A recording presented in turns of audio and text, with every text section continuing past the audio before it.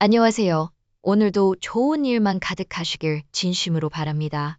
영상이 재미있으셨다면 좋아요와 구독, 알림 설정 꼭 부탁드립니다. 아이고, 정말로 세상에나. 그 마을 과부들이 모여 마당에서 빨래를 하다가 그만 덕칠이의 성난 것을 보고 말았다지요. 그런데 그 물건이 중만하다니까요. 한 과부가 그만 뒤로 넘어가 까무러치고 또 한 과부는 얼굴이 새빨개져서 도망가 버렸다는 것이었습니다. 세상에 그런 것을 지니고도 저 덕칠이는 왜 그리 어리벙하고 겁이 많은지 참으로 알 수가 없는 일이었습니다. 덕칠이는 체격은 장정만 했으나 마음은 어린아이와 같았습니다.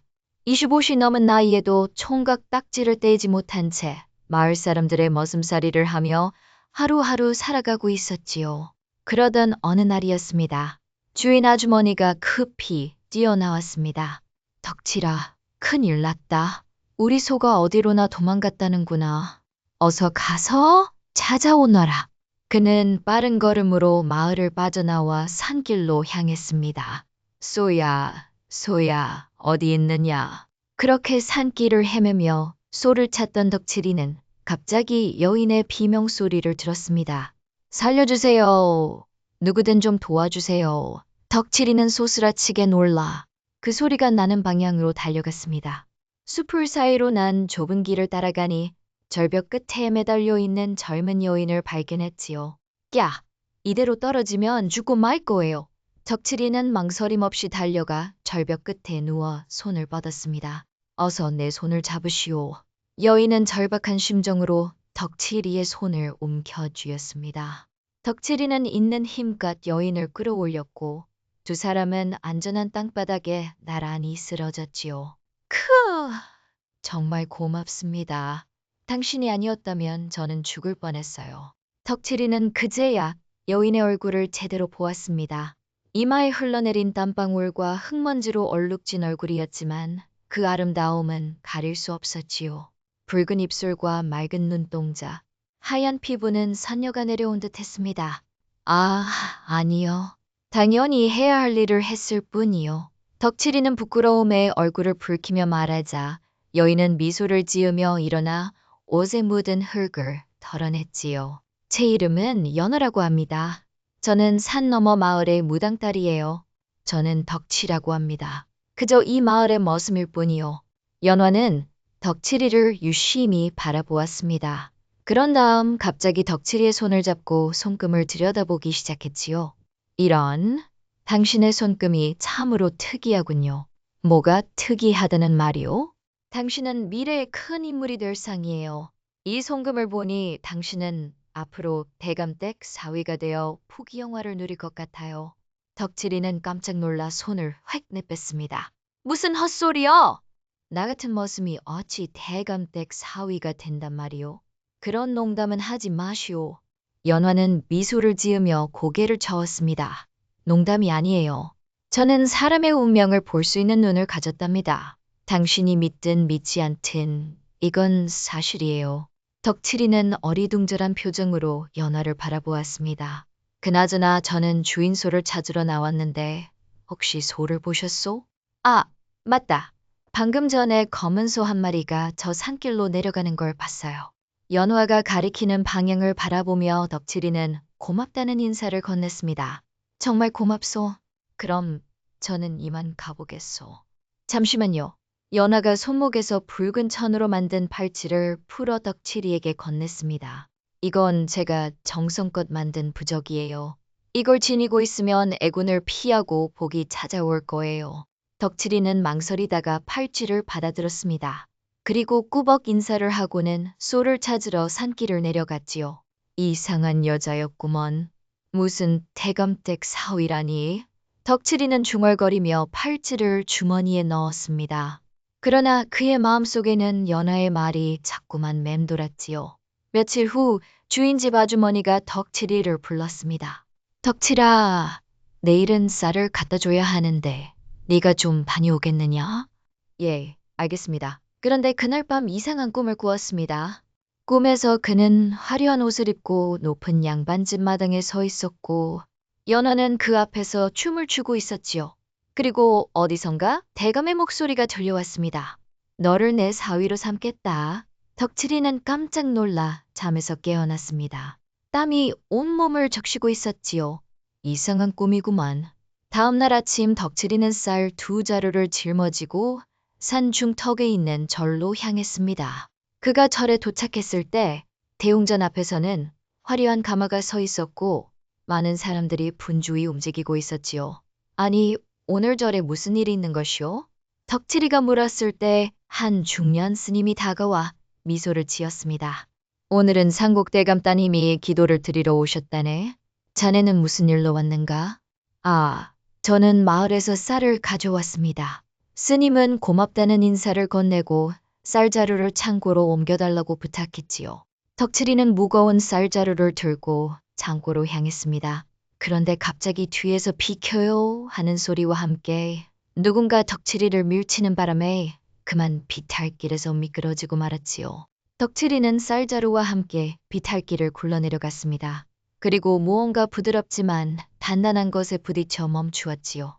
아이고, 아프다. 덕칠이가 정신을 차리고 보니 자신이 누군가 위에 엎어져 있었습니다.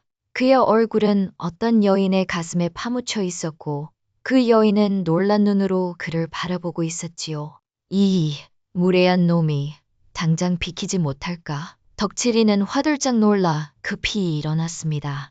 그의 앞에는 화려한 비단 옷을 입은 젊은 아씨가 앉아 있었고 그 옆에는 깜짝 놀란 표정의 시비가 서 있었지요.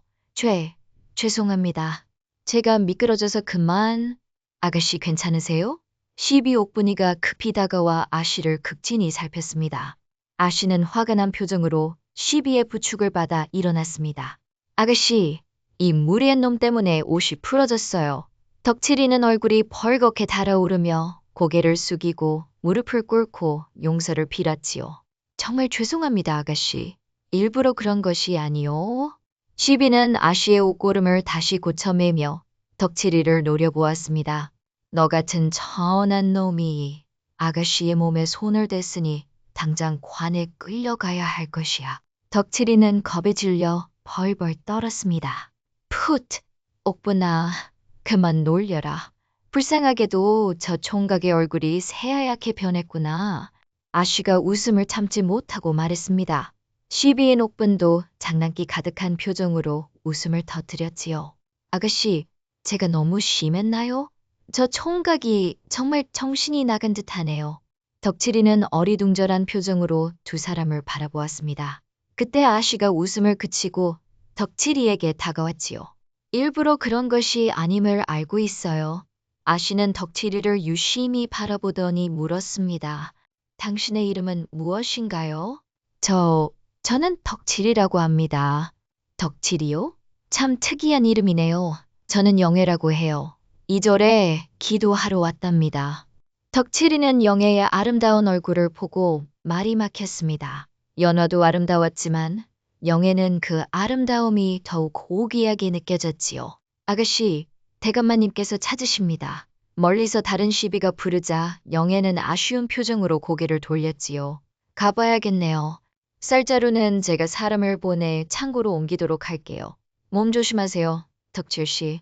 영애와 옥부는 발걸음을 돌려 대웅전으로 향했습니다. 덕칠이는 그 자리에 망연히 서서 그들이 사라지는 모습을 바라보았지요. 저런 고귀한 아가씨가 내 이름을 불러주다니. 덕칠이는 감격에 찬 마음으로 창고로 향했습니다. 그러나 그의 마음은 이미 영애에게 가 있었지요. 그리고 잠시 뒤 주지 스님께 인사를 마친 덕칠이는 절을 나서려 했습니다. 그때 누군가가 그의 이름을 불렀지요.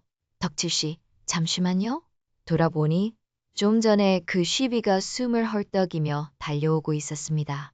제 아가씨께서 이것을 전해달라고 하셨어요. 옥부는 작은 비단 주머니를 덕칠이에게 건넸습니다. 이게 뭐요? 아가씨께서 직접 수놓은 향 주머니예요. 아가씨께서 말씀하시길 당신이 참 순박하고 웃긴 사람 같다고 하시더라고요. 덕칠이는 어리둥절한 표정으로 향 주머니를 받아들었습니다. 옥부는 키득키득 웃으며 덧붙였지요. 그런데 말이에요. 당신 정말 평생 여자를 가까이 해본 적이 없는 것 같아요. 아가씨의 살결이 닿았을 때의 그 표정이란. 덕칠이는 얼굴이 벌겋게 달아올랐습니다. 그런 말씀마시오. 저는 그저 머슴일 뿐이고. 아이고, 또 부끄러워하네. 아무튼 조심해서 가요. 우리 아가씨는 상국대감의 따님이시니 함부로 생각하면 안 돼요. 옥부는 장난스럽게 윙크를 하고는 달려가 버렸습니다. 덕칠이는 한참 동안 그 자리에 서서 비단 주머니를 바라보았지요. 상국대감의 따님이라니. 그는 무거운 발걸음으로 마을로 돌아왔습니다. 그러나 덕칠이의 마음은 이미 절에 두고 온 듯 했지요. 그날 밤 덕칠이는 다시 꿈을 꾸었습니다. 꿈속에서 연화와 영애가 나타나 그에게 손짓하고 있었지요. 연화는 미소를 지으며 말했습니다. 내 말을 기억하세요. 당신은 대감댁 사위가 될 운명이에요.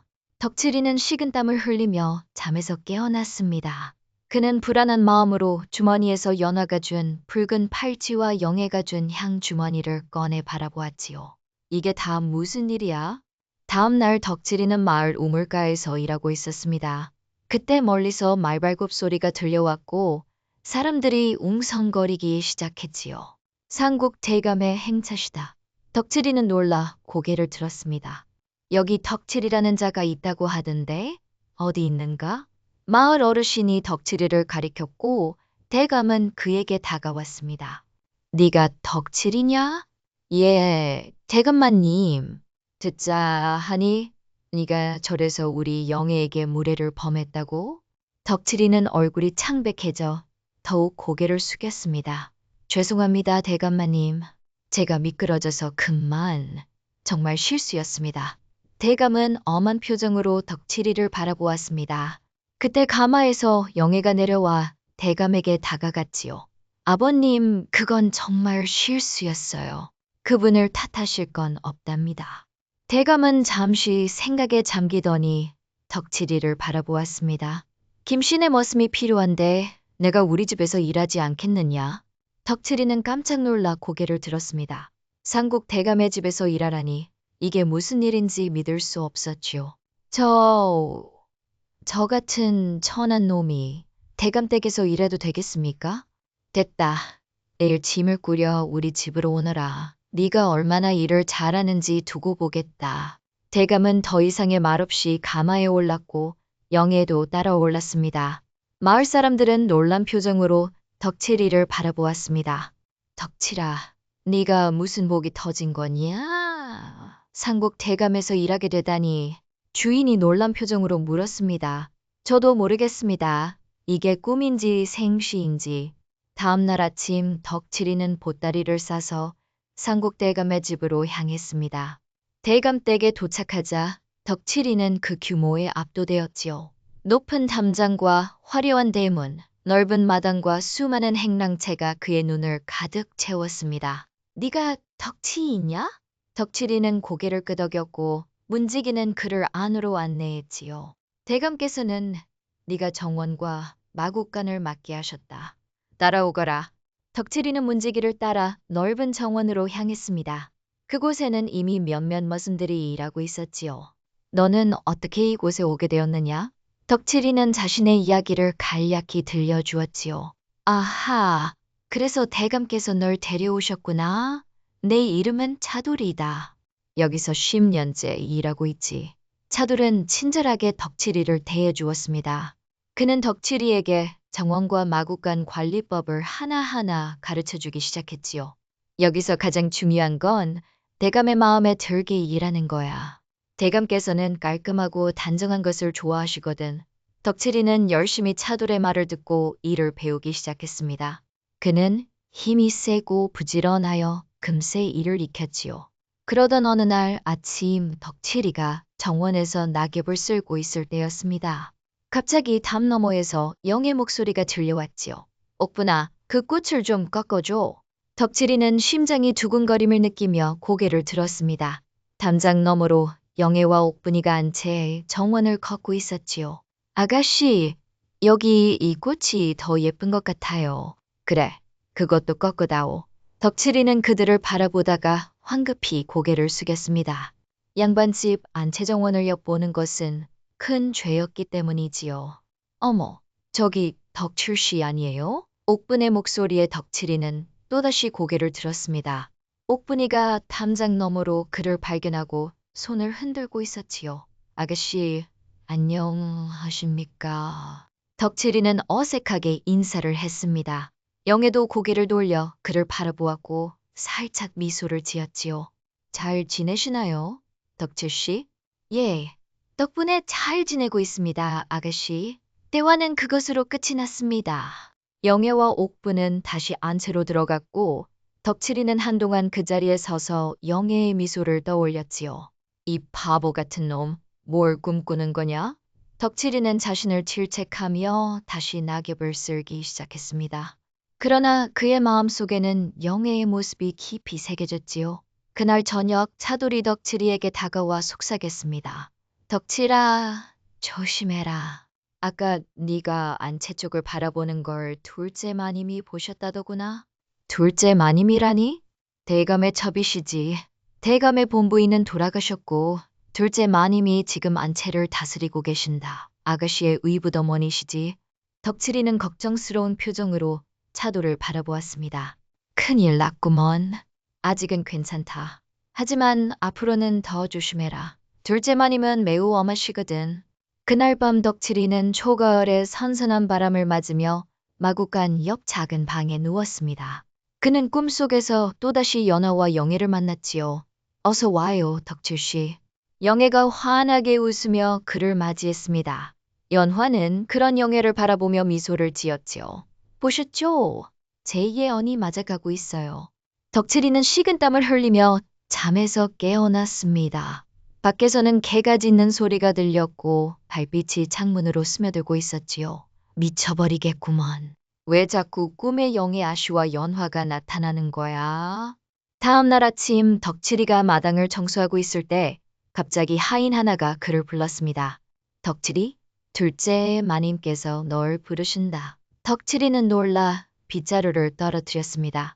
둘째 마님이 자신을 부른다니 분명 안채를 엿본 죄를 물으려는 것이 틀림없었지요. 어서 씻고 안채로 가거라. 덕칠이는 옷매무새를 단정히 하고 두려운 마음으로 안채로 향했는 그곳에는 40대 중반의 화려한 옷을 입은 여인이 앉아 있었지요. 내가 덕칠이냐? 둘째 마님의 목소리는 예상외로 부드러웠습니다. 예, 마님. 고개를 들어라. 내 얼굴을 좀 보자. 들은 대로 건장하고 잘생긴 총각이로구나. 덕칠이는 당황스러움에 얼굴이 붉어졌습니다. 어제 내가 안채 정원을 바라보는 것을 보았다만 그건 그리 큰 허물이 아니다. 다만 앞으로는 조심하도록 해라. 죄송합니다, 마님. 그런데 너 글은 아느냐? 아니옵니다. 저는 그저 머슴일 뿐이라. 그렇다면 내가 가르쳐 주마. 덕칠이는 깜짝 놀라 둘째 마님을 바라보았습니다. 둘째 마님이 자신에게 글을 가르쳐 준다니 이게 무슨 일인지 알 수 없었지요. 저 같은 천한 놈에게 글을 가르쳐 주시나니 내게는 이유가 있느니라. 앞으로 매일 저녁 일을 마치면 내 처소로 오너라. 내가 너에게 글을 가르쳐 주마. 덕칠이는 어쩔 줄 몰라 고개만 끄덕였습니다. 그럼 이제 가거라. 덕칠이는 공손히 인사를 하고 안채를 나왔습니다. 그의 마음은 혼란스러웠지요. 둘째 마님이 왜 자신에게 글을 가르쳐 주려 하는지 이해할 수 없었습니다. 마구간으로 돌아오자 차돌이 궁금한 표정으로 그를 맞이했습니다. 어떻게 됐어? 둘째, 마님께서 뭐라고 하셨어? 글을 가르쳐 주신다고 하셨어. 뭐라고? 글을 가르쳐 주신다고? 이상하군. 둘째 마님께서 머슴에게 글을 가르쳐 주신다니 무슨 이유가 있을 거야. 덕칠이도 고개를 끄덕였습니다. 분명 무슨 이유가 있을 것이라 생각했지요. 그날 저녁 덕칠이는 일을 마치고 둘째 마님의 처소로 향했습니다. 방 안에는 둘째 마님이 책상 앞에 앉아 있었고 책과 붓들이 준비되어 있었지요. 오늘부터 너에게 글자부터 가르치마. 이건 천재다. 하늘천이지. 둘째 마님은 붓을 들어 종이에 천재를 써 보였습니다. 덕칠이는 호기심 어린 눈으로 그 모습을 바라보았지요. 이제 너도 써보려무나. 덕칠이는 떨리는 손으로 붓을 받아들었습니다. 그는 평생 붓을 잡아본 적이 없었기에 그 감각이 낯설었지요. 그가 조심스럽게 종이에 획을 그으려 하자 둘째 마님이 그의 손을 잡아 도와주었습니다. 이렇게 하는 거란다. 천천히 정성껏. 둘째 마님의 부드러운 손이 덕칠이의 투박한 손을 감싸 덕칠이는 그 따스함에 마음이 흔들렸지요. 이렇게 하면 되겠습니까? 그래. 처음 치고는 훌륭하구나. 너는 금방 배울 수 있을 것 같구나. 둘째 마님은 미소를 지으며 덕칠이를 칭찬했는데 그녀의 눈빛에는 무언가 다른 의미가 담겨 있는 듯 했지요. 덕칠아, 내가 너에게 글을 가르치는 데는 이유가 있다. 하지만 그것은 아직 말해줄 수 없구나. 다만 너는 열심히 배우기만 하면 된다. 알았느냐? 예, 마님. 좋다. 이제 가거라. 내일 저녁에 다시 오너라. 덕칠이는 공손히 인사를 하고 방을 나왔습니다. 그의 마음은 여전히 혼란스러웠지만 동시에 기대감도 느껴졌지요. 한 달쯤 지났을 때 둘째 마님은 덕칠이에게 더 많은 것을 가르치기 시작했습니다. 글뿐만 아니라 예절과 행동거지, 심지어 시까지 가르쳤지요. 덕칠아, 너는 정말 빠르게 배우는구나. 이제 내가 쓴 시를 들려주려무나. 덕칠이는 쑥스러운 표정으로 자신이 쓴 시를 봤습니다. 가을 상울로 걷네. 낙엽 위에 설이 내리고 산새소리 귓가에 맴돌며 청명의 마음속 그 이름 부르네. 둘째 마님은 놀란 표정으로 덕칠이를 바라보았습니다. 정말 훌륭하구나. 누가 가르쳐주지 않는다면 네가 이런 시를 지을 수 있다고 누가 믿겠느냐? 덕칠이는 부끄러움에 고개를 숙였습니다. 사실 그 시는 영예를 생각하며 지은 것이었지요. 모두 마님 덕분입니다. 아니다. 내 안에 이미 그런 재능이 있었던 것이란다. 나는 그저 그것을 끌어내준 것뿐이지. 이제 내가 어느 정도 실력을 갖추었으니 다음 단계로 나아갈 때가 되었구나. 다음 단계라뇨? 이제부터 너는 더 이상 정원과 마구간에서 일하지 않을 것이다. 대신 대감의 서재에서 책을 정리하고 심부름을 하게 될 것이다. 하지만 마님, 제가 어찌 그런 일을... 걱정 마라. 내가 이미 대감께 말씀드려 놓았다. 대감께서도 너의 성실함을 인정하셨다. 정말 감사합니다, 마님. 덕칠이의 마음은 기쁨과 두려움이 뒤섞였지요. 대감의 서재에서 일한다는 것은 영예를 더 자주 볼 수 있다는 의미이기도 했습니다. 그날 밤 덕칠이는 자신의 방으로 돌아와 연화가 준 붉은 팔찌를 꺼내 바라보았습니다. 연화의 예언이 점점 현실이 되어가는 듯 했지요. 정말로 내가 대감댁 사위가 될 운명인 것일까? 덕칠이는 그런 생각을 하며 잠이 들었습니다. 그런데 꿈속에서 그는 다시 연화를 만났지요. 잘하고 있어요, 덕칠씨. 하지만 앞으로 더 큰 시련이 있을 거예요. 다음 날부터 덕칠이는 대감의 서재에서 일하기 시작했습니다. 그는 책을 정리하고 대감이 필요로 하는 문서를 찾아주는 일을 맡았지요. 그의 빠른 학습 능력과 성실함은 대감의 눈에도 들어왔습니다. 덕칠이냐? 어느 날 대감이 서재에 들어와 덕칠이에게 물었습니다. 예, 대감마님. 둘째 부인이 네가 글을 빠르게 배우고 있다고 하더구나. 정말 그러냐? 마님의 가르침 덕분에 조금씩 배우고 있습니다. 대감은 잠시 생각에 잠기더니 고개를 끄덕였습니다. 좋다. 앞으로도 성실히 배우거라. 언젠가 너에게 중요한 일을 맡길지도 모르겠구나. 감사합니다. 대감마님. 대감은 더 이상의 말 없이 서재를 나갔습니다. 그런데 그날 저녁 덕칠이가 서재를 정리하고 있을 때 갑자기 문이 열리고 영애가 들어왔지요. 아버님 계신가요? 영애는 서재가 비어있는 것을 보고 놀란 표정을 지었는데 덕칠이를 발견하고는 미소를 지었지요. 아, 덕칠씨. 아버님은 어디 계신가요? 대감마님께서는 조금 전에 나가셨습니다, 아가씨. 그래요? 아버님께 드릴 책을 가져왔었는데 영애가 책을 들고 망설이는 표정을 짓자 제가 대감마님께 전해드리겠습니다. 정말요? 고마워요, 덕칠씨. 영애는 미소를 지으며 책을 덕칠이에게 건넸는데 그들의 손이 스치자 덕칠이는 심장이 빠르게 뛰는 것을 느꼈지요. 저기 덕칠 씨는 이제 글을 읽을 수 있나요? 예. 둘째 마님께서 가르쳐 주셔서 조금씩 배우고 있습니다. 정말 대단해요. 머슴에서 서재일까지 하게 되다니 덕칠 씨는 정말 특별한 사람인가 봐요. 아가씨의 말씀이 과분합니다. 영애는 덕칠이의 반응이 재미있다는 듯 미소를 지었습니다. 그때 갑자기 옥분이가 서재 문을 열고 들어왔지요. 아가씨, 둘째 마님께서 부르십니다. 그래, 그럼 이만 가볼게요, 덕칠 씨. 아버님께 꼭 책 전해주세요. 영애는 옥분과 함께 서재를 나갔습니다. 덕칠이는 한참 동안 그 자리에 서서 영애가 남긴 향기를 맡았는데 그의 마음은 더욱 혼란스러워졌지요. 이런 감정을 가져선 안 되는데 이 바보 같은 놈, 그런 생각을 하면 안 된다니까. 그 후로 덕칠이는 매일 자신을 질책했지만 그의 마음은 변하지 않았습니다. 오히려 영애에 대한 감정은 날이 갈수록 깊어져만 갔지요. 어느 날 밤 덕칠이가 둘째 마님에게 글을 배우고 있을 때였습니다. 갑자기 마님이 진지한 표정으로 그를 바라보았지요. 덕칠아, 이제 내가 너에게 글을 가르치는 이유를 말해주마. 사실 나는 널 이 집의 사위로 삼으려 하고 있다. 덕칠이는 놀라 입을 다물지 못했습니다. 둘째 마님의 말이 연화의 예언과 일치했기 때문이지요. 하지만 마님, 저는 이 댁의 머슴입니다. 그것이 중요한 게 아니란다. 너는 성실하고 총명하며 배우려는 의지가 강하다. 그리고 무엇보다 내 눈에 들었다. 둘째 마님의 말에 덕칠이는 혼란스러워졌습니다.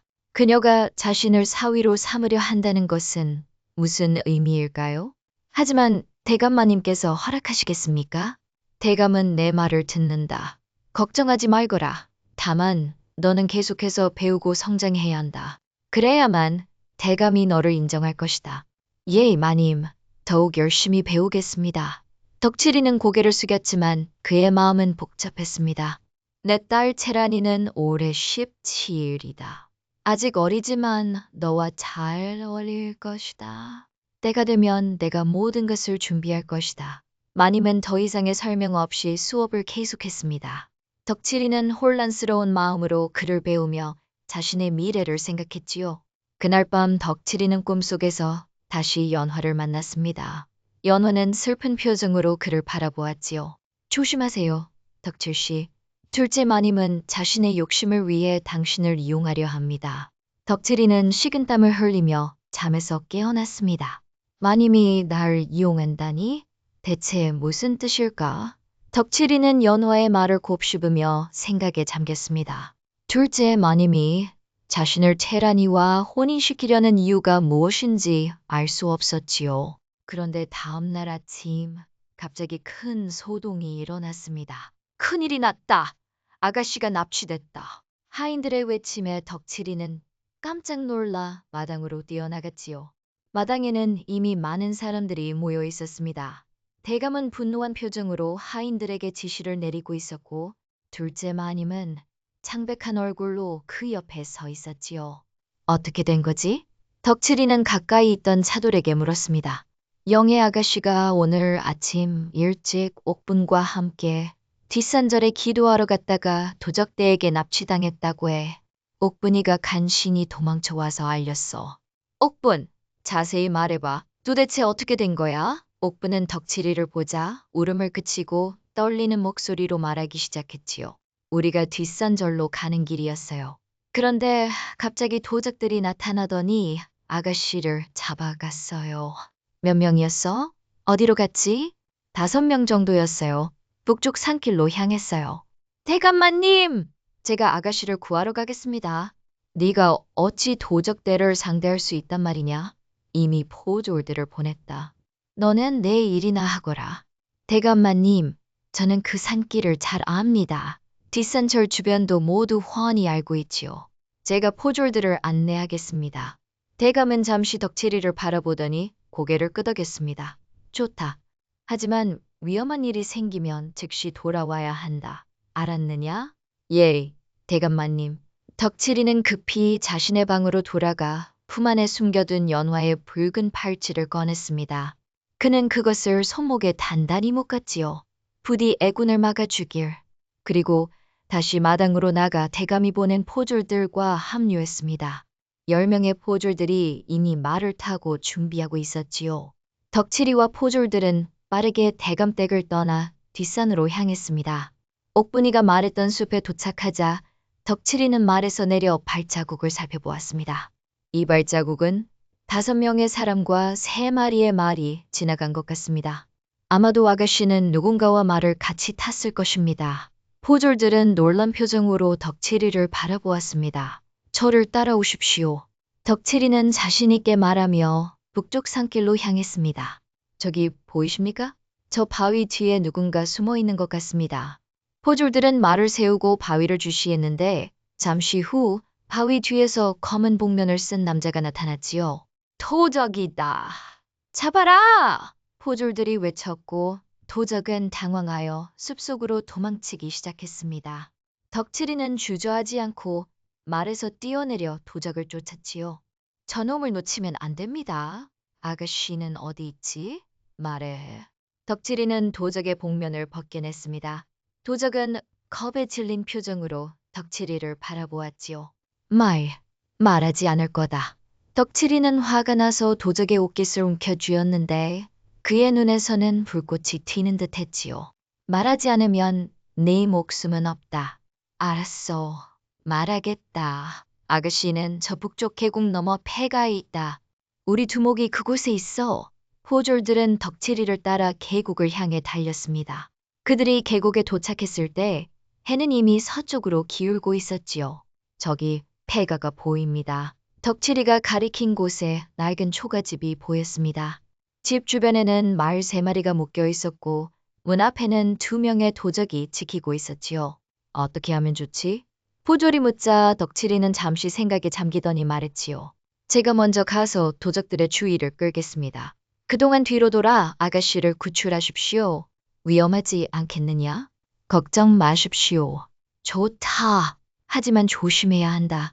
그러자 덕칠이는 숲에서 나와 의도적으로 나뭇가지를 밟아 소리를 냈지요. 누구냐? 도적들이 소리치자 덕칠이는 재빨리 다른 방향으로 달려 소리를 냈지요.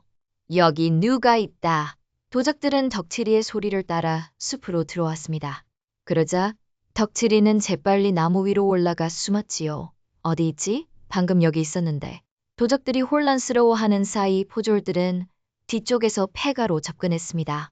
덕칠이는 나무 위에서 조용히 상황을 지켜보았지요.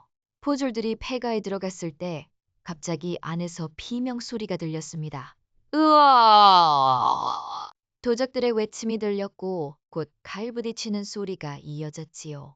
덕칠이는 더 이상 기다리지 않고 나무에서 뛰어내려 폐가로 달려갔습니다.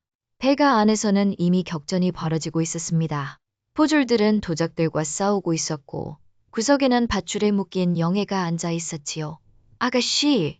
영애는 눈물 어린 눈으로 덕칠이를 바라보았지요. 덕칠씨, 여긴 어떻게? 곧 구해드리겠습니다. 덕칠이는 영애에 묶인 밧줄을 풀기 시작했습니다.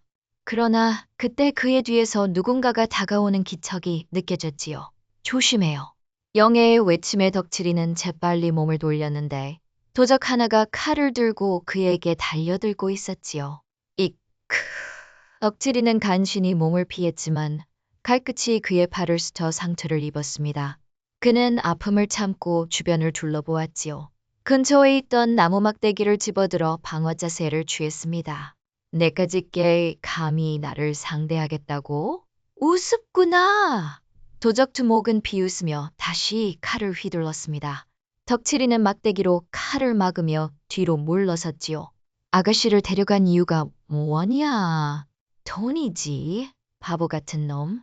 상국 대감의 딸이라면 몸값을 많이 받을 수 있을 거야. 도적 두목은 계속해서 덕칠이를 공격했습니다. 덕칠이는 필사적으로 방어하며 조금씩 뒤로 물러났지요. 그때 덕칠이의 팔에 묶인 연화의 붉은 팔찌가 갑자기 빛나기 시작했습니다. 도적 두목은 그 빛에 눈이 부셔 잠시 주춤했지요. 무슨 요술이냐? 덕칠이는 그 틈을 놓치지 않고 막대기로 도적 두목의 손을 내리쳤습니다.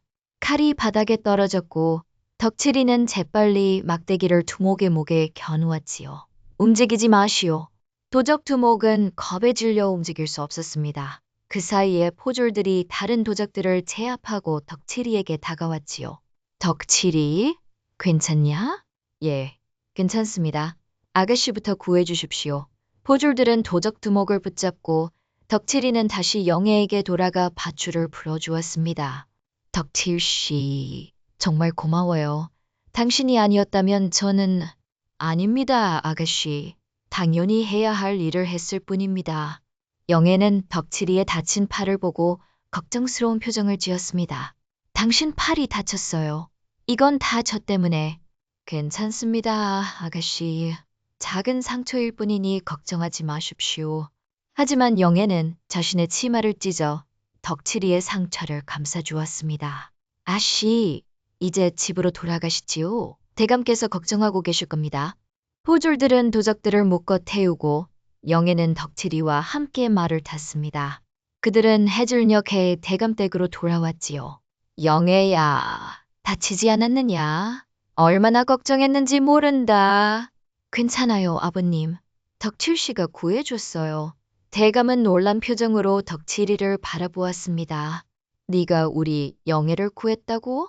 대감님, 혼자 한 것이 아닙니다. 포졸님들의 도움이 있었습니다.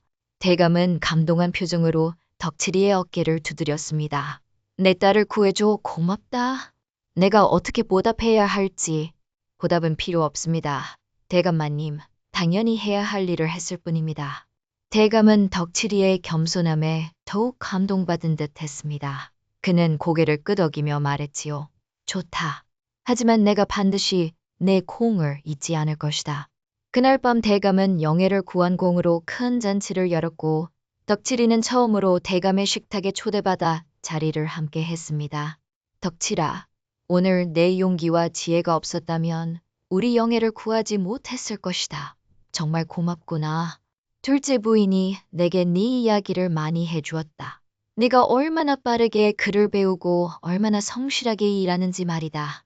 그때 덕칠이가 둘째 마님을 바라보았는데 마님은 의미심장한 미소를 지으며 고개를 끄덕였지요. 앞으로 너는 더 이상 머슴이 아니다. 내 집에 별실 선비로 삼겠다. 덕칠이는 깜짝 놀라 말이 막혔습니다. 별실 선비란 양반 집안에서 문서를 관리하고 자제들을 가르치는 중요한 위치였지요. 아닙니다요, 대감마님. 저는 그런 중요한 자리를 맡을 자격이 없습니다. 자격은 내가 판단하는 것이다. 너는 충분히 자격이 있다. 대감의 확고한 태도에 덕칠이는 더 이상 거절할 수 없었습니다. 그는 깊이 고개를 숙이며 감사의 말을 전했지요. 감사합니다, 대감마님. 최선을 다하겠습니다. 잔치가 끝나고 덕칠이는 자신의 방으로 돌아왔습니다. 그의 마음은 기쁨과 혼란이 뒤섞여 있었지요. 이게 다 꿈은 아니겠지? 그때 문 밖에서 발자국 소리가 들렸습니다. 덕칠이가 돌아보니 영애가 서 있었지요. 아가씨, 이 늦은 시간에 웬일이십니까? 영애는 미소를 지으며 방 안으로 들어왔습니다. 오늘 제대로 감사 인사도 못 드렸어요. 정말 고마워요, 덕칠씨. 당신이 아니었다면 저는... 아닙니다, 아가씨. 당연히 해야 할 일을 했을 뿐입니다. 영애는 덕칠이의 앞에 다가와 그의 손을 잡았습니다. 당신은 항상 그렇게 말하지만 저는 알아요. 당신이 얼마나 용감하고 지혜로운 사람인지. 아가씨, 영애가 덕칠이에게 더 가까이 다가가자 그녀의 향기가 덕칠이의 코를 간지럽혔지요. 사실은 덕칠씨가 처음 우리 집에 왔을 때부터 관심이 있었어요.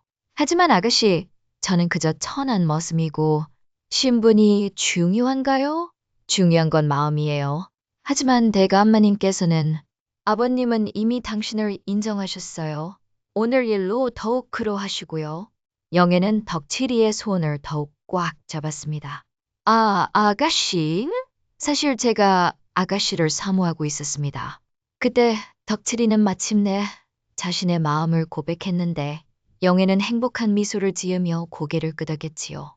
저도 당신을 좋아해요, 덕칠씨. 두 사람의 마음이 하나로 만나는 순간이었습니다. 덕칠이는 영애를 조심스럽게 품에 안았고 그들의 입술이 부드럽게 만났지요. 이제 당신은 더 이상 이 집의 머슴 덕칠이가 아니에요. 별실 선비님이시죠. 아직도 믿기지 않습니다. 이 모든 것이 꿈만 같아요. 꿈이 아니에요. 현실이에요. 우리의 현실. 영애는 다시 한번 덕칠이의 입술에 자신의 입술을 맞추었습니다. 그 순간 덕칠이는 자신의 인생이 완전히 바뀌었음을 깨달았지요. 그날 이후 덕칠이는 정말로 대감댁의 별실 선비가 되었습니다. 그는 대감의 문서를 관리하고 어린 자제들에게 글을 가르쳤는데 그의 성실함과 지혜는 대감의 깊은 신임을 얻었습니다. 하지만 둘째 마님은 덕칠이와 영애의 관계를 알고 화를 냈습니다. 그녀는 덕칠이를 자신의 딸 채란이와 혼인시키려 했기 때문이지요. 덕칠아, 너는 나를 배신했다. 죄송합니다, 마님. 하지만 저는 영애 아가씨를 사모합니다. 항! 내가 너를 키워낸 것이 이런 결과를 낳을 줄이야. 그러나 시간이 지나며 둘째 마님도 덕칠이와 영애의 사랑을 인정하게 되었습니다. 특히 덕칠이가 별실 선비가 된 후에도 변함없이 마님을 전처럼 존경하고 따랐고 채란이를 친동생처럼 챙기는 모습을 보며 그녀의 마음도 누그러졌지요. 그리고 결국 대감은 덕칠이와 영애의 혼인을 허락했습니다. 그들의 혼례는 화려하게 치러졌고 많은 사람들이 축하해 주었지요. 혼례 날 덕칠이는 멋진 관복을 입고 말을 타고 대감 정문으로 들어왔습니다. 그의 모습은 더 이상 머슴이 아닌 당당한 양반의 모습이었지요. 이 사람 덕칠이를 오늘부터 우리 가문의 사위로 맞이한다. 대감의 선포에 모든 하인들과 마을 사람들이 환호했습니다. 대감마님의 은혜 평생 잊지 않겠습니다. 혼례식은 화려하게 진행되었습니다. 붉은 비단으로 장식된 큰 대청마루에는 많은 하객들이 모여 있었고 풍악 소리가 온 마을에 울려 퍼졌지요. 그런데 혼례식이 끝난 후 덕칠이는 마당 한쪽에서 익숙한 얼굴을 발견했습니다. 연화였지요.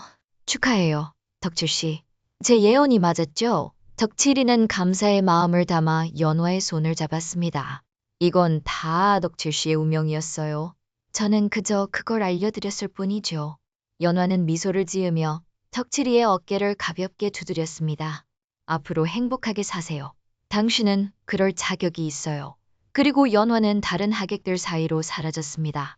신혼 첫날 밤 덕칠이와 영애는 화려하게 꾸며진 방에 앉아 있었습니다. 붉은 초롱이 방 안을 따스하게 비추고 창밖에서는 보름달이 환하게 빛나고 있었지요. 덕칠씨. 영애는 수줍은 미소를 지으며 덕칠이를 바라보았습니다. 영애?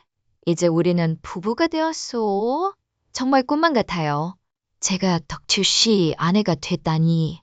나도 마찬가지요. 내가 어찌 이런 복을 받을 수 있을까 싶소. 이제 우리는 평생 함께 할 거요. 덕칠이는 천천히 영애에게 다가가자 그녀가 나직이 말했습니다. 옷이 너무 단단히 매여 있네요. 덕칠이는 그녀의 말에 조심스럽게 그녀의 옷고름에 손을 가져갔고 밤이 깊어갈수록 그들의 사랑은 더욱 깊어졌습니다. 총각 딱지를 떼는 그 밤, 덕칠이는 진정한 남자가 되었고 영애는 진정한 여인이 되었지요. 다음 날 아침 덕칠이는 행복한 미소와 함께 눈을 떴습니다. 옆에는 아직 잠든 영애가 누워 있었고 그녀의 얼굴은 평화로워 보였지요. 정말 이게 꿈이 아니구나. 덕칠이는 영애의 얼굴을 부드럽게 쓰다듬었습니다. 그녀는 미소를 지으며 눈을 떴지요. 여보, 좋은 아침이에요. 그들은 서로를 바라보며 행복한 미소를 나누었습니다. 새로운 하루, 새로운 삶의 시작이었지요. 그 후 시간이 흐르며 덕칠이는 대감의 진정한 사위이자 대감댁의 큰 기둥으로 성장했고 이제 더 이상 머슴이 아닌 존경받는 양반이 되었지만 그는 자신의 출신을 잊지 않고 항상 가난한 사람들을 도왔습니다. 옛말에 우공이산이라는 말이 있습니다. 어리석어 보이는 사람이라도 끊임없는 노력으로 산을 옮길 수 있다는 뜻이지요. 덕칠이는